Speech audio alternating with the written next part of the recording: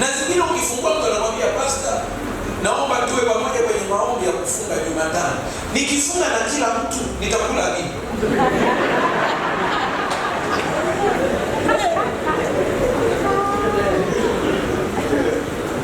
Tunaanza kuelewana sasa. Ndio kwenye masuala ya afya ya akili. Mimi ni mdau mkubwa wa afya ya akili.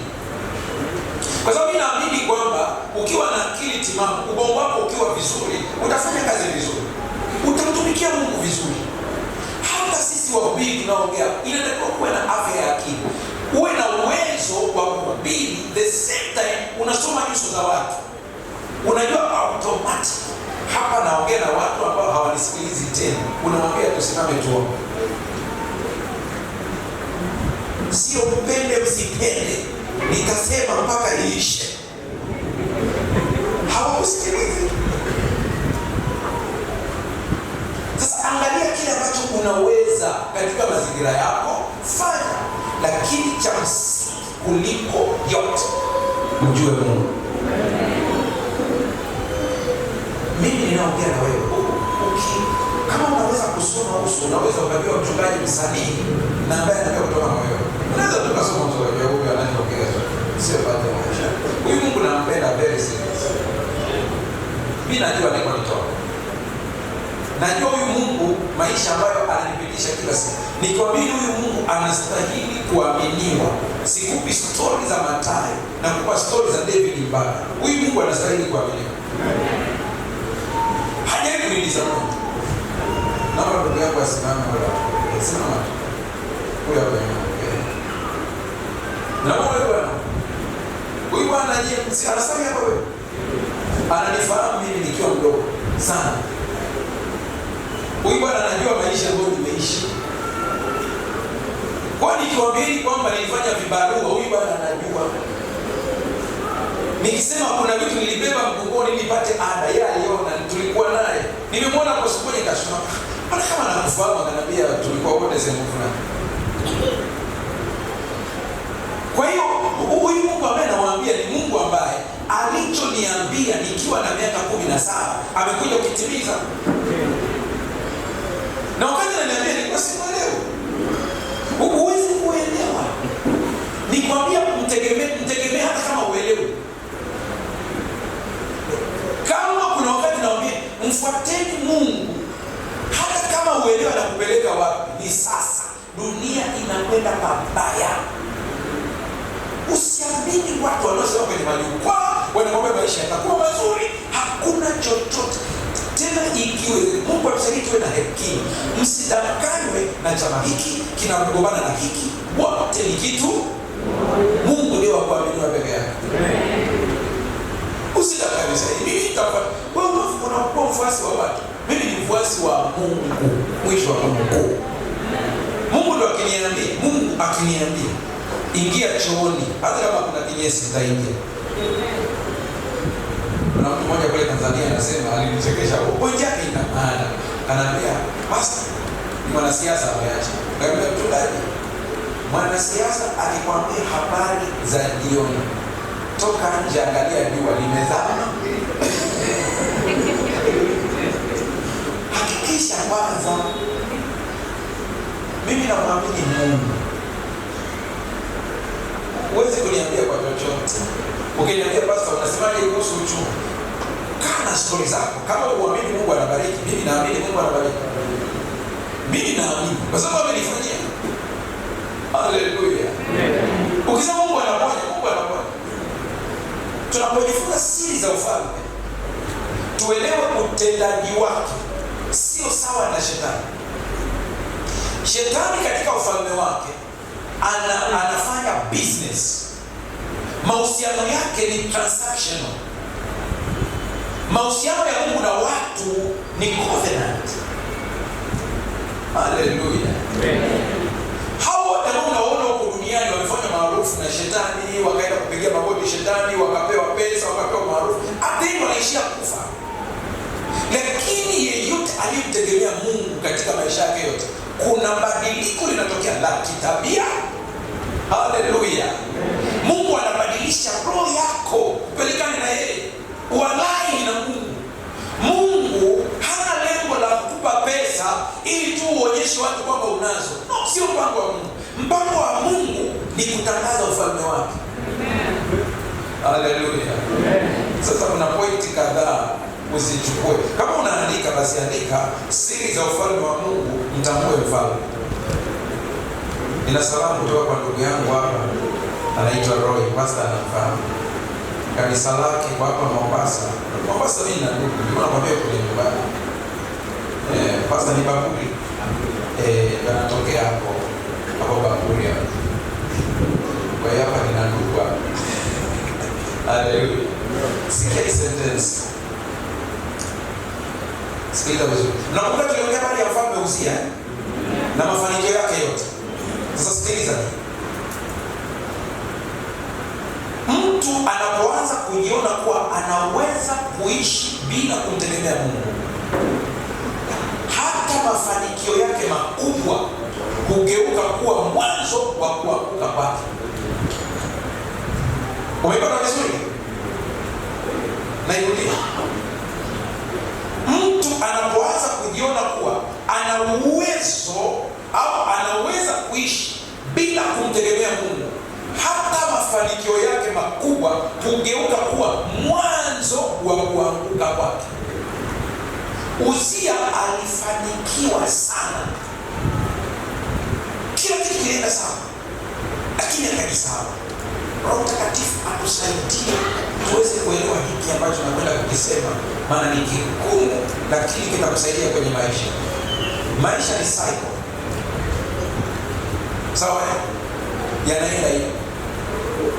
Kuna principle ya Yusufu inaitwa kanuni ya 7-7.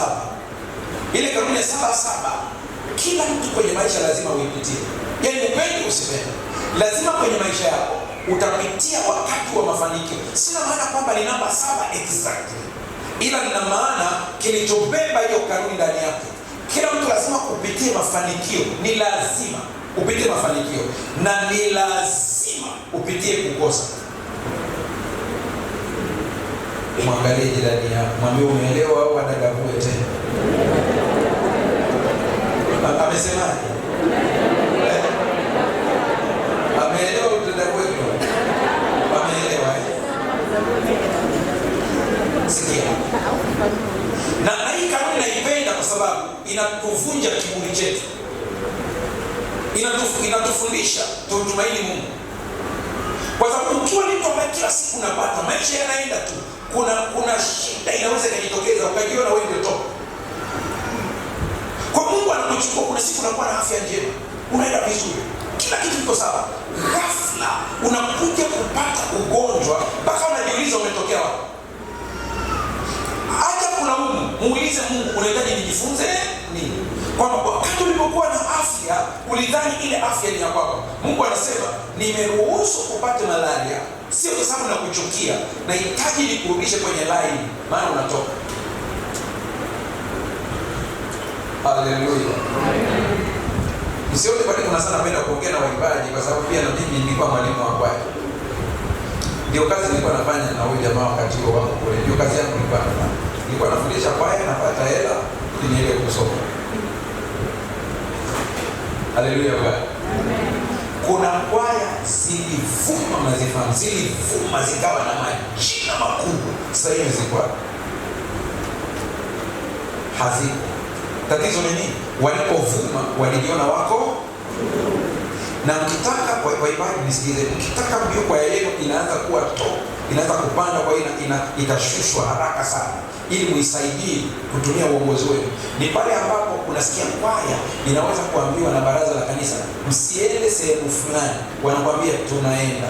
Yaani wanatoa hiyo, ukisikia baraza likisema usiende, hata kama unajisikia una wito kiasi gani, kwa vile Mungu aliweka utaratibu wa uongozi wa kanisa. Tulia, kuwa mtulivu, acha uongozi useme hivyo. Kama walikosea watashughulikiwa na Mungu.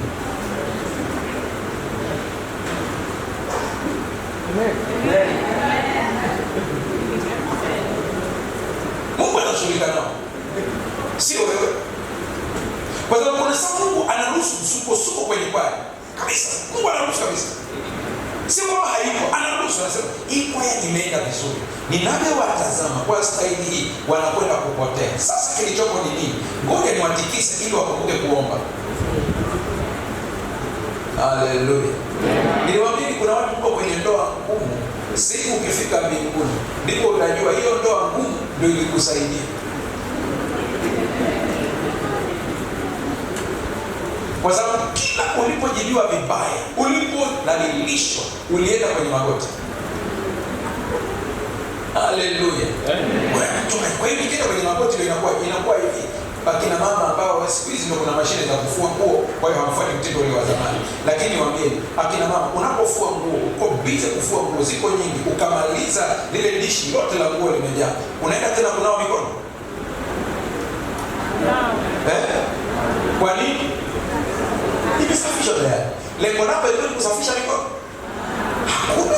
Kuna nguvu za giza zitazuiliwa kuja kwako kwa sababu umekuwa mtu wa maombi ukiombea ndoa yako. Lengo lako ilikuwa sio hizo nguvu, ila kwa vile unaombea ndoa yako Mungu anakuja na kinga, maana kuna moto na kuzunguka wakati ule. Mungu atusaidie sana. Turudi hapa sasa. Kitabu cha Isaya. Yule dada hapo amepewa microphone. Amepewa microphone? Okay. Isaya sura ya 6. Sura ya kwanza sana. Sura ya kwanza. Fungu la pili. Sikiliza vizuri hapa. Sikieni enyi mbingu. Sikieni enyi mbingu. Tega sikio. Tega sikio. Nchi. Nchi. Kwa maana Bwana amenena. Nimewalisha watoto na kuwalea. Nao wameniasi. Aya. Nimewalisha watoto. Na kufanya nini? Alafu wameniasi. Hakuna kitu kibaya kama hicho. Hebu sikia hii sentence. Tunamwabudu Mungu sio kwa sababu tunahitaji baraka. Tunamwabudu Mungu kwa sababu anastahili. Haleluya. Mungu anafanya nini? Anastahili. Kuna video clip, unajua changamoto ya sisi ambao tunaongea kwenye media, moja ya challenge ambayo tunakutana nayo ni kwamba mtu anaweza akakata clip yakapata anakataka yeye bila kujali mada ilikuwa nini, na akatembea nako na hatuna muda wa kudefend kila clip. Lakini moja ambayo nilikosolewa, uzuri kajitetea yenyewe, niliwaambia vijana, unajua kuna ile reality, mimi kama counselor kuna vitu najua kuhusu vijana ambavyo wewe huwezi kujua mpaka kesho. Mama mmoja alimuona kijana wake anaweka vitu kwenye masikio, anafunga macho kabisa, anasema amen amen amen. Siku moja alipoamua akasema, mtoto wangu yuko kweli rohoni, hebu nisikilize nyimbo ambazo anasikiliza. Alipo ambush kuweka kwenye masikio ni hipo. Kumbe yule mtoto anacheza mdundo tu wa mama, akimwona mama anaingia kwenye maki mtu wa maombi, mbona tu anakuja kumbe huko ndani ni ti ndio zinaendelea. Sasa nikasema hivi, nikamwambia vijana, hata kama umetoka disco, umeenda club Ijumaa usiku, asubuhi siku ya Sabato unasikia Roho Mtakatifu anakusukuma kwenda kusali, shetani atakwambia ulikuwa club jana, usiende. Nikawaambia hivi, hakikisha unaenda ibada hata kama una harufu ya pombe, nenda ibada. Na akija kanisani ukisikia ana harufu ya pombe, acheni kumpiga mawe, maana hujui alipambana kiasi gani mpaka kufika hapo. Kuna vitu vikwazo vingi, adui hataki aje kanisani, anatumia guilt kumfanya asije kanisani, maana anajua akija kuna neno moja atasikia litamuokoa. Neno la Mungu ni upanga ukatao kuwili. Sasa ndio sababu vile kuna kijana kaniimba, akaniambia pastor, nataka uniambie, nawezaje kumwabudu Mungu ili hali mimi najijua nina dhambi, najua nilikotoka jana. Hiyo ni kodi ambayo wazee hawezi kuelewa, ila vijana wanaweza wakaelewa. Anajua alikotoka. Nikamwambia tunamwabudu Mungu sio kwa sababu sisi ni watakatifu, ila ni kwa sababu Mungu ni mtakatifu. Hiyo ndio reason anastahili kuabudiwa. Niko sawa siko sawa, ibada ni haki. Ni kama wanandoa wanabishana, wanagombana kwenye ndoa mpaka ibada ya jioni hawafanyi, maana wanasi mmegombana na Mungu au mmegombana nyie wenyewe. Yaani mgombane nyie na mnyima Mungu haki yake. Mashujaa kwenye ndoa wale watatofautiana, alafu mwisho wanameana tubozi kidogo. Tunaelewa ibada. Hao wanaweza kupata certificate. Kwamba ugomvi wetu sisi wawili tusimuingize nani? Mungu. Ndio kwenye ibada. Ndio kwenye matoleo. Kwa nini msikia tunapiga kelele kila wakati? Watu watoe zaka, watoe sadaka. Hizi kelele kwa sababu watu hawajaambiwa muumbaji wao. Shida inakuwa wapi? Isaya sura ya, dada yangu wewe kusoma Isaya sura ya 6 fungu la kwanza. Twende sura ya 6 sasa. Sikiliza. Fungu la kwanza. Nasema, ndio, katika mwaka ule aliokufa mfalme Uzia. Stop kidogo. Jamani, tunamjua Uzia vizuri sasa Huo mwaka aliokufa sasa alimuona Bwana ameketi samani. Katika mwaka ule aliokufa mfalme Uzia. Ndio. Na alimuona Bwana ameketi katika kiti cha enzi kilicho juu sana na kuinuliwa sana, na pindo za vazi lake zikalijaza hekalu. Nimewaambieni kwamba Uzia katika sifa na uwezo wa kutawala ilikuwa kidogo awe baada ya nani? Baada ya Daudi. Uzia alitawala miaka 50 na ngapi? Wala leo kwetu 50 na ngapi? Kwa hiyo kuna watu pale tangu azaliwe hamjui mfalme mwingine, ni Uzia tu. Sisi kama hapa Afrika tuna kiongozi amekaa miaka 50 na mbili. Kuna yule babu ana miaka 90. Hata alipotea mwezi mzima hajaonekana. Miaka 90. Sisi kama mnamfahamu nani yule babu? Huyo pia huyo. Kwa hiyo anatawala miaka yote hiyo, lakini bado anafanya kazi vizuri. Ana vitu vimeenda kweli kweli. Nakumbuka kosa moja akafanya, ukoma kwa mchapa. Ukoma ulivyomchapa taifa lote lilikuwa linaogopa. Huyu ndiye ambaye tulijua kana kwamba Mungu yuko kwake. Mungu atusaidie sana. Sikiliza hapa. Binadamu yeyote atakayejaribu kuchukua utukufu wa Mungu anaandaa anguko lake mwenyewe. Kwa nini anasema nalimuona Bwana? Sikiliza maneno haya. Sikiliza. Uzia alikuwa ametawala kwa miaka 52. Muda mrefu kiasi kwamba vizazi vingi vilikuwa vimekulia chini ya utawala wake. Kwa wengi, yeye ndiye alikuwa sura ya uthabiti wa taifa, lakini sasa alikuwa ameondoka. Kiti cha